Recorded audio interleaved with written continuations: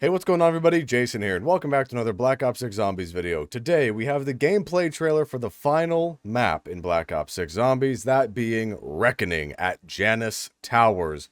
It all comes down to this: Richtofen, Panos, SAM. All this stuff is coming to a head here. Murder is what started all of this. Nothing can erase all of your sins, Edward. Oh boy. A lot of verticality, of course, at the tower. Okay, dark ether lasers.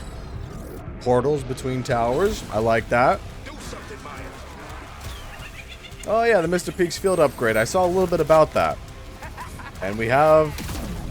oh, looks like an Apothecon Servant pistol. Except there's no black hole. Okay. Oh, you can parachute. Okay. My wife and child, surely their lives count for more than a machine's. Oh. Ooh. What? Here comes Uber trouble. Uber trouble. Uber Klaus. Oh my gosh. Wow. Oh my gosh. Terminator. Fear the Reckoning. August 7th. Wow. That's pretty interesting. Oh my gosh. We got these Terminator robot Klauses that come out of that Mecha Klaus thing. That looks kind of fun. That's interesting. We haven't really seen a robot type enemy since, gosh, I want to say Garad Krovi with the Valkyrie drones, if I'm not mistaken. Then we have this weird little pistol. Looks like an Apothecon Servant pistol, except it shoots some kind of explosive rather than a black hole. There are portals going back and forth between the buildings. You can parachute from the top level to the bottom level. So this map must be pretty big then, because it looks like you can utilize all three of the towers here at Janus Towers. So, hey, I guess that'll be pretty interesting to see how that works. Well, that was the gameplay trailer, but yesterday, Treyarch posted a new blog post about Reckoning and all the new features that are coming to Zombies. So, let's go ahead and take a look. So, of course, we have Reckoning as a round-based map. It looks like there may be two different versions of this weird-looking wonder weapon, so that's interesting. Here we have another look at this map, and honestly, it kind of reminds me of 5, Die Maschine, that kind of vibe, that energy. Also Forsaken.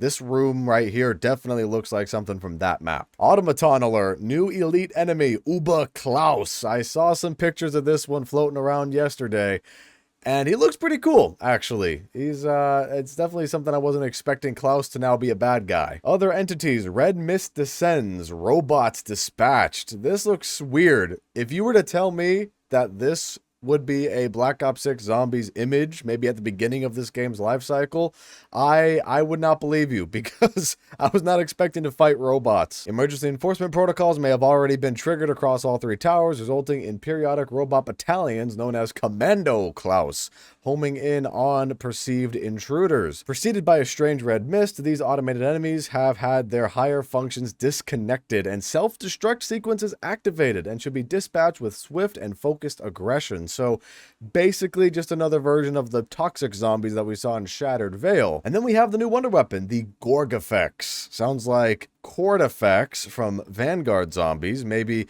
this is infused with some sort of dark ether magic from the dark ether entities we saw in Vanguard zombies, perhaps. Here are some more pictures of it, and you can't tell me this isn't inspired by the Apothecon Servant. I mean, look how you reload this thing. It's pretty similar. It's pretty similar. The Gorgafex fires what appears to be a slug of ether-based energy. On impact, this inflicts a dense area of direct damage with a tight area of effect. The damage of the impact varies depending on whether the user charges the attack before release. Shortly after impact, energy from a fully charged blast dissipates outward, inflicting damage in a wide area. The dissipation seems to cause a focused temporary gravitational anomaly, catching and incapacitating enemies to float at just above head height. More research is required, but it appears 2 additional variations have been uncovered. So it sounds like they're doing something similar to Shattered Veil, where Shattered Veil had the Ray Gun Mark II and then 3 different variants of the Ray Gun Mark II. So we have the Gorgafex, and then we'll have 3 versions of the Gorgafex. And here it looks like we have the Easter egg reward for completing the Easter egg on Reckoning, a new skin for Elizabeth Gray. Here we have this interesting image with zero gravity somehow being a factor on this map. That's pretty interesting. Oh, here it is. It says right here, due to experiments conducted in in the Redacted,